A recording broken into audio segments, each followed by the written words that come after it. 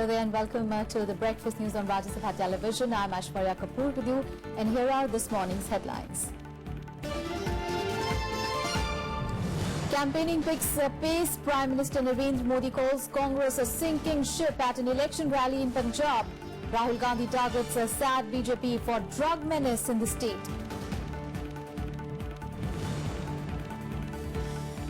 Finance Minister allays fears of job losses due to GST regime, says the change is integral part of any economic order. Enough work and opportunities be available. Fresh avalanches in Jammu and Kashmir, a death toll climbs to 20. Jammu-Srinagar National Highway closed.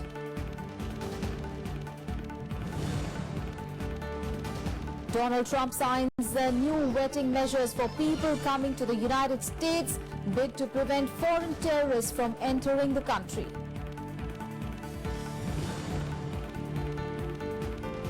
And Williams sisters to clash for Australian Open women's title today, and it will be a Nadal versus Federer men's final on Sunday.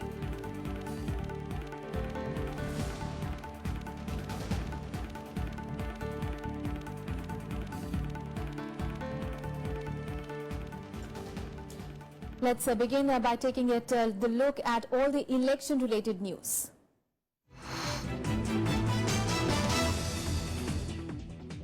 Well, Prime Minister Narendra Modi will be addressing a rally in Goa today in the evening. Well, the rally is slated to take place in Kampal in Panaji. Now, the BJP is contesting the 36 out of the 40 seats in the Assembly. The Lakshmi Parsekar government has extended support to 4 independent candidates. Now, campaigning for the elections is underway at the moment. Single-phase polling for the coastal state will take place on 4th of February.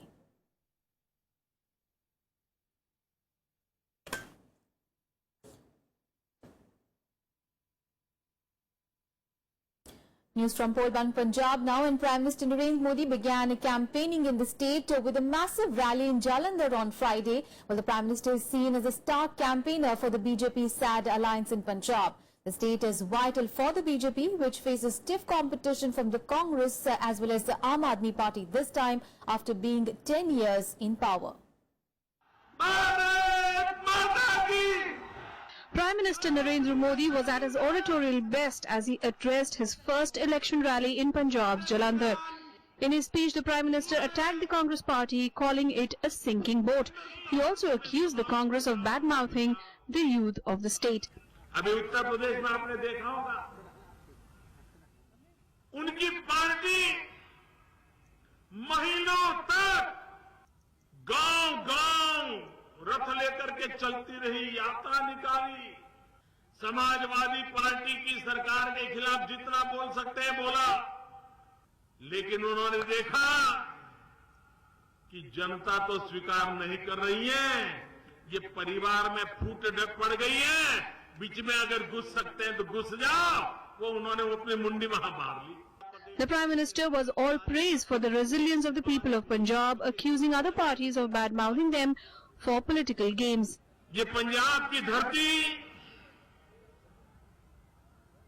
वीरों की धरती है,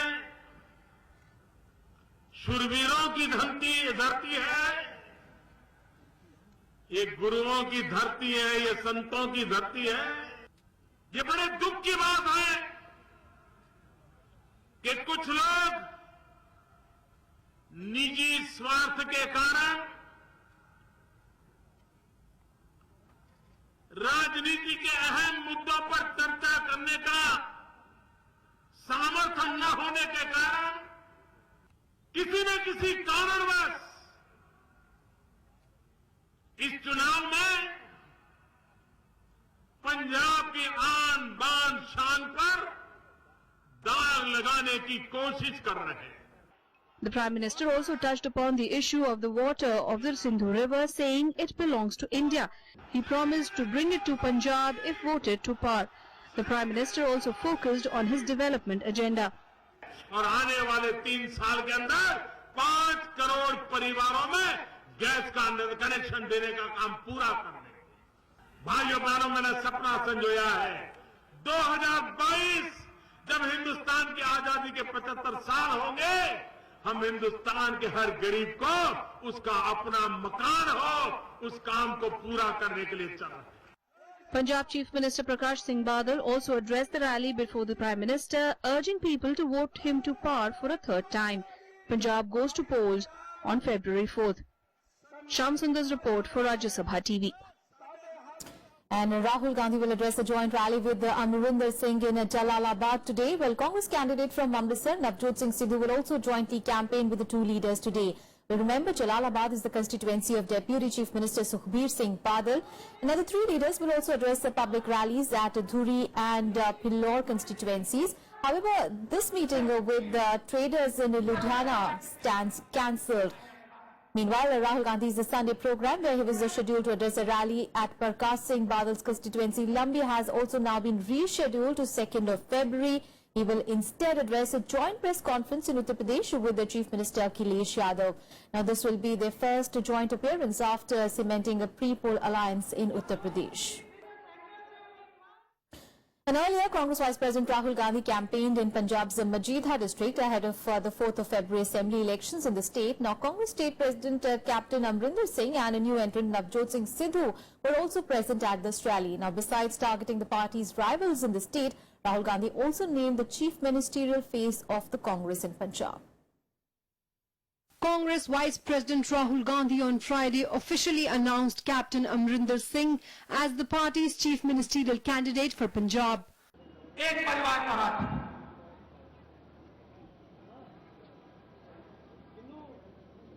transport में एक परिवार की monopoly. Punjab में आपको कहीं भी घूमना हो, कहीं भी जाना हो, तो बादल परिवार को आप कहीं ना कहीं उनकी बस में आपको जाना पड़ेगा। इंडस्ट्री को खत्म कर दिया, पंजाब का भविष्य नष्ट कर दिया। Addressing a rally in Majidha, Rahul came down heavily on the ruling SAD-BJP coalition. He blamed the state government for failing to act against the drug problem and its impact on the youth of Punjab. The Congress leader also charged the Badals for doing little for the farmers of the state. जब भी किसान बादल देखता है, उसके दिल में खुशी आती। पानी गिरेगा, खेत में पानी आएगा, फसल अच्छी आएगी। मगर पंजाब में बादल पानी नहीं देते हैं। Rahul also targeted the Aam Aadmi Party, saying that its national convener and Delhi Chief Minister Arvind Kejriwal wants to now become the Chief Minister of Punjab after cheating the people of Delhi. Rahul is on a 3-day visit to Punjab, where the Congress has been out of power for nearly a decade now. Bureau Report, Rajya Sabha TV. And now staying with Punjab, well, Aam Aadmi Party on Friday released its manifesto for the upcoming assembly polls in Punjab. Well, the manifesto promises free laptops for students ahead of their board examinations, subsidized meals costing just 5 rupees at canteens and cheaper electricity as well. Well, the manifesto also mentions a Jan Lokpal bill in Punjab to fight corruption and making the state free of drug peddlers. The abolition of the property tax is also another promise that Arvind Kejriwal's party is making this time. The party leader Bhagwant Mann, along with the Punjab Affairs in charge Sanjay Singh, released the manifesto in Chandigarh yesterday. 25 lakh नौकरियां और रोजगार देने का संकल्प है। Manifesto के अंदर health के लिए 5 लाख रुपए तक का इंश्योरेंस और सबको फ्री मेडिसिन, गांव में पिंड क्लिनिक, मोहल्ला क्लिनिक का संकल्प है। And more election developments. Let's take a look in Polpuri. BJP has demanded the removal of a Chief Secretary and a DGP to ensure free and fair polls in Uttar Pradesh.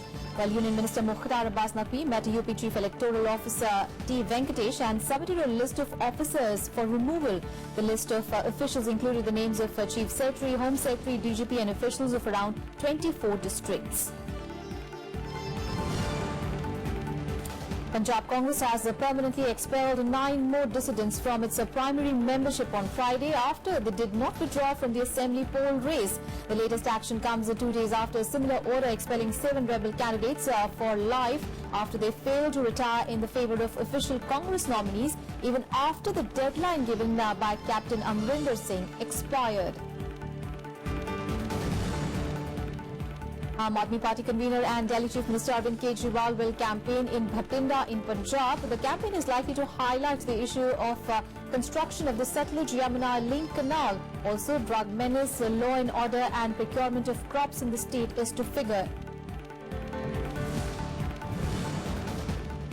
RLD Chief Ajit Singh has ruled out the possibility of his party joining hands with the BJP and said the people of Uttar Pradesh are looking for a change in the upcoming elections. He also slammed the ruling party and said that there is no development worth its name in the state.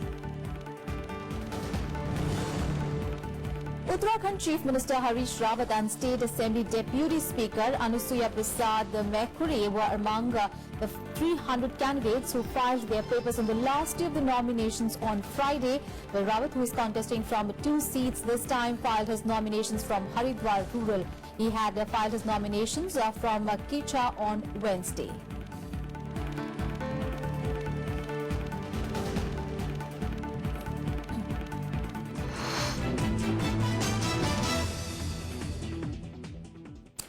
On to some other news now. Well, ahead of the rollout of the goods and services tax, now Finance Minister Arun Jaitley has said that the GST is an important taxation reform to facilitate economic integration. Now addressing the investiture ceremony and International Customs Day function in New Delhi, Arun Jaitley said that the changes are an integral part of any economic order. He said the GST won't lead to job losses at the tax department. Now, addressing the concerns of job loss from reduced work of tax officials, Jaitley said that they should not have any insecurity as enough work and opportunities will be available to them in the new indirect tax regime. The Minister of State for Finance, Santosh Kumar Gangwar, as well as Revenue Secretary Hansmukh Diya were also those who attended the function. Well, this year, 34 officials of Customs, Central Excise and Service Tax were conferred the Presidential Award of Appreciation Certificate for specially distinguished record of service, and 20 awardees also received the World Customs Organization Certificate for Award. I see no reason really for a kind of a disquiet, for the simple reason that opportunities which are available to people in service as a matter of policy, as a matter of constitutional guarantee, are all protected, except that the nature of activity itself will have to change. Important changes and evolutions which take place are never put on the back burner for the reason that the responsibility of those who conduct that activity itself will now in an altered form, in an altered environment itself. The Supreme Court has sought the response of the centre, state governments, union territories as well as the RBI to examine the likely reasons behind suicides by farmers in the country. Determining it a sensitive matter of larger public interest, the Apex Court sought a response within 4 weeks. While the bench comprising Chief Justice J.S. Kehar and Justice N.V. Ramanna sought the response over a plea which was filed by an NGO, while the court also favoured a comprehensive national policy to protect farmers. While the bench on its own expanded the scope of the petition, which has raised the issue of farmers' suicides in Gujarat to the entire country now. During the brief hearing, the court said that many farmers were committing suicides because of crop failure and indebtedness, and yet there was no national policy to protect them. In Breakfast News, time for a very short break. We'll be back with more news.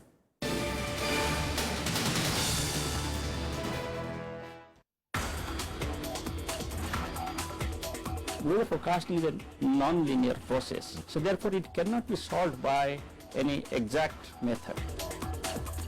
We have to go by the numerical solution of the set of mathematical equations which govern the physics of formation of the cyclones. Compared to 1999, when 10,000 people died because of the Odisha super cyclone, with a similar cyclone of Cyclone Philane on 12 October 2013, which caused Gopalpur, only about 20 people died. If you compare, actually there has been a paradigm shift with respect to all approaches of the cyclone warning system. Watch Eureka with Dr. Mrityunjay Mahapatra, Head of Cyclone Division, IMD, only on Rajya Sabha Television.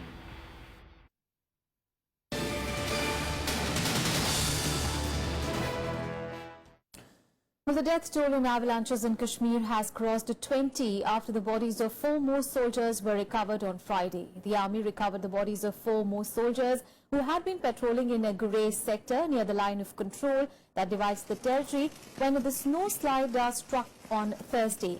Well, the rescue operation has now been called off. Meanwhile, the latest spell of rains and snowfall has thrown normal life out of gear in the Kashmir Valley. The surface and air links remained suspended between the valley and the rest of the country for the past 3 days. Now, in view of the rain and snowfall at various places along the Jammu-Srinagar National Highway, no traffic will be allowed to play today as well.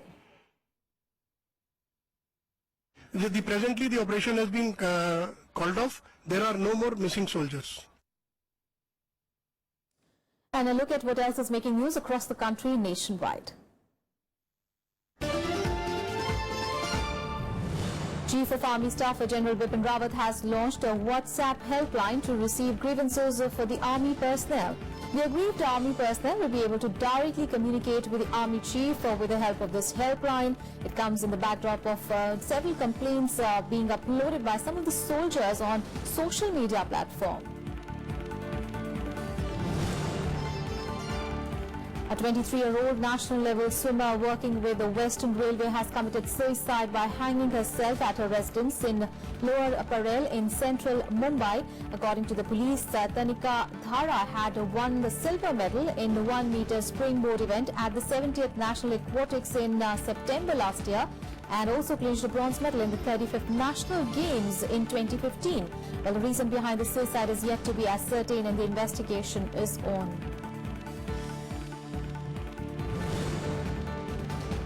The Congress has demanded registration of an FIR against former Meghalaya Governor V. Shangunathan, who is accused of sexual misconduct. Addressing a press conference in the national capital, senior party leader Kapil Sibal said that he should be sacked. The president has accepted his resignation as the governor of Meghalaya and Arunachal Pradesh.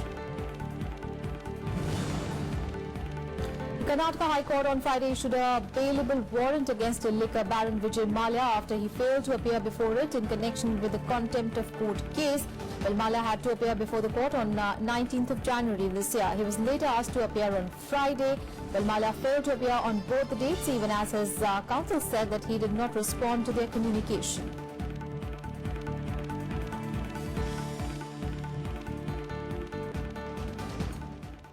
On to some other news now. Well, Vice President Mohammad Hamid Ansari met with artists from all over the country who took part in the Republic Day parade. Well, the artists put up their performance for the Vice President and his wife at their official residence. The Vice President encouraged the artists for dedicating themselves to preserving the country's culture. Time for some international news, and US President Donald Trump has announced new vetting measures to keep radical Islamic terrorists out of the United States. Well, Trump on Friday signed an executive action which he said would impose a tighter vetting of people coming to the United States and prevent foreign terrorists from entering the country. He signed the executive order at the Pentagon after a ceremony to swear in General James Mattis as the Defense Secretary. Well, Trump also signed an order he said would begin the rebuilding of the U.S. military by developing a plan for new planes, new ships, new resources, as well as new tools for the men and women in uniform. Today I am signing 2 executive actions to ensure the sacrifices of our military are supported by the actions of our government, and they will always be supported by the actions of our government, believe me. First, I'm signing an executive action to begin a great rebuilding of the armed services of the United States, developing a plan for new planes, new ships, new resources, and new tools for our men and women in uniform, and I'm very proud to be doing that. Secondly, I'm establishing new vetting measures to keep radical Islamic terrorists out of the United States of America. We don't want them here. And U.S. President Donald Trump and Mexican President Enrique Pena Nieto spoke on the phone on Friday after tensions escalated between the two over the construction of a border wall.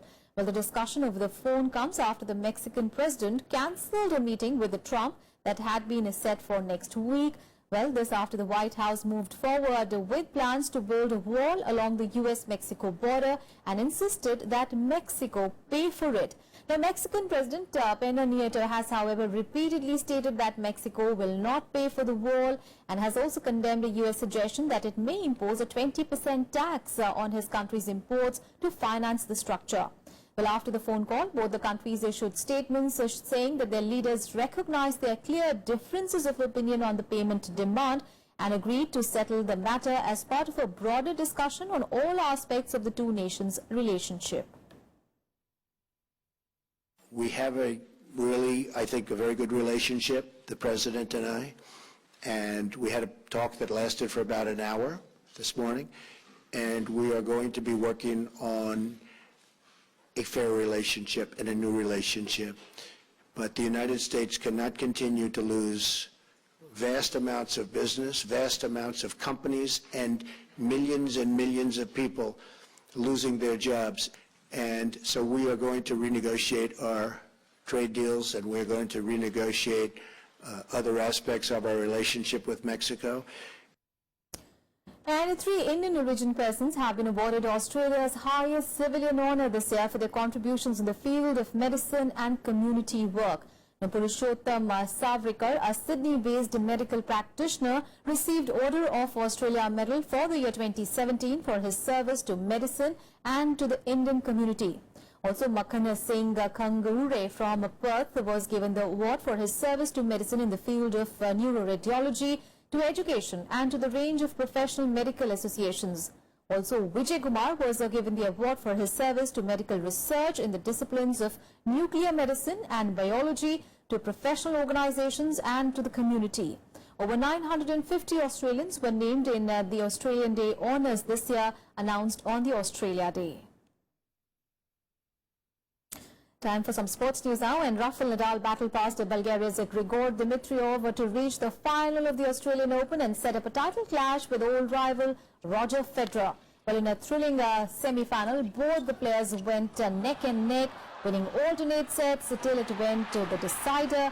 Well, in the fifth and the final set, 14-time Grand Slam champion Nadal got a crucial break at 5-4, and he went on to win the 5-hour-long ruling contest.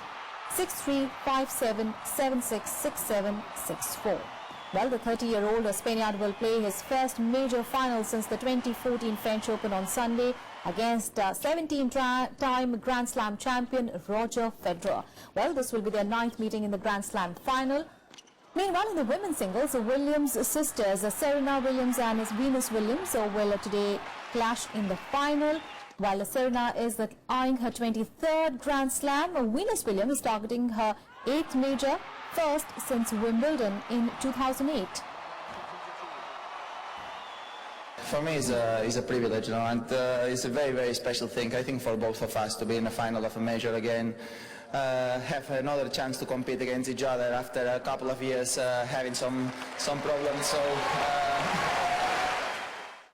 Meanwhile, India's tennis ace Sania Mirza and her Croatian partner Ivan Doric also marched into the finals of the mixed doubles at the Australian Open. Now, Sania is now just a win away from her 7th major title. Well, she has won 3 mixed doubles titles and 3 doubles Grand Slam titles. America's Bethany Mattek-Sands and Czech Republic's Lucy Safarova also lifted the women's doubles title. Here are all the details. India's Sania Mirza and her Croatian partner Ivan Doric reached the mixed doubles final at the Australian Open. The second-seeded pair beat the Australian pair of Samantha Stosur and Sam Groth in the semi-final with a 6-4, 2-6, 10-5 win. By 7 games. The Indo-Croat duo will next meet American-Colombian pair of Abigail Spears and Juan Sebastian Cabal in the finals. Playing servers as big as Sam and Sam, it's such a toss-up. You have to focus on your serve, and that's what we were trying to do, especially in that super tie-break. We always knew it was going to be a tough match, but with the scoring system, it makes the margin of error so small that even, one bad game on my serve and we were in the third set. So we just tried to keep calm and try to take the experience. We were down 4 match points last match. So for us, this is a new life. So we're happy to be in the final. Really enjoyed to play Sanya. We play now for 5th time, and we had last year also good run here, and now in the final it's great for us. We are trying to enjoy on the court. Unfortunately, we have to always play these super tiebreaks, but it's fine if we are winning. America's Bethany Matic-Sands and Czech Republic's Lucy Safarova won the women's doubles final to lift their second Australian Open title. The second-seeded American-Czech team came from a set down to beat Chinese-Czech pair of Peng Shuai and Andrea Lavakova 6-7, 6-3, 6-3. And there it is. For the 4th time. This was their 4th Grand Slam title together. Bureau Report, Rajya Sabha TV. Well, it is a very interesting contest we are seeing unfolding at the Australian Open. And with this, we come to an end of this edition of news. Thanks for watching.